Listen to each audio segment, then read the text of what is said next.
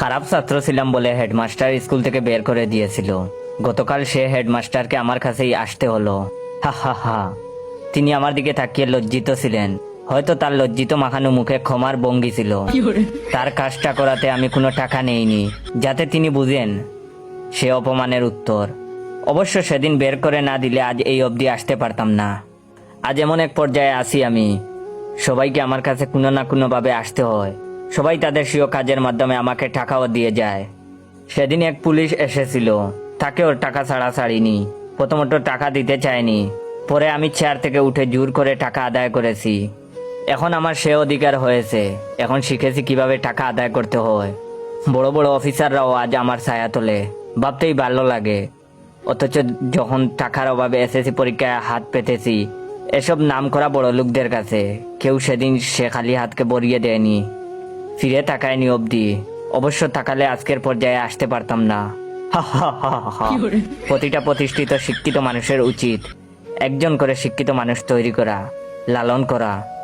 অথচ কেউ করে না। যদি করতো সেদিন টাকার অভাবে আমাকে কাঁদতে হতো না, রাস্তায় দাঁড়াতে হতো না। অবশ্য করলে আজকের পর্যায়ে আসতেও পারতাম না। তাই ধন্যবাদ তাদের। ভাবতেই ভালো লাগে, যে মেয়েটি আমাকে প্রত্যাখ্যান করেছিল টাকা ছিল না বলে, সে মেয়ের হাজবেন্ডও গতকাল এসেছিল। হা হা হা। অন্যরকম ভালো লেগেছিল আমার কাছে। লজ্জায় সে বাইরে ছিল, আমার অফিসেও ঢুকতে পারেনি।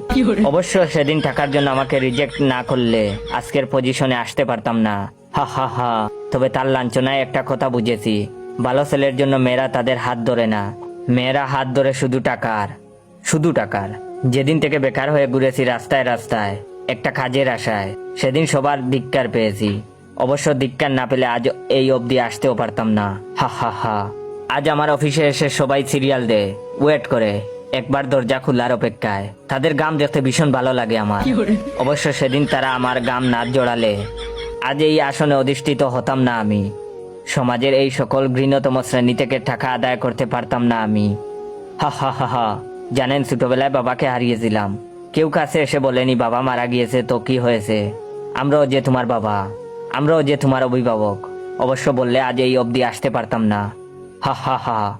আজ সমাজের সে সকলকে ধন্যবাদ যারা আমাকে এই চেয়ারে বসিয়েছেন।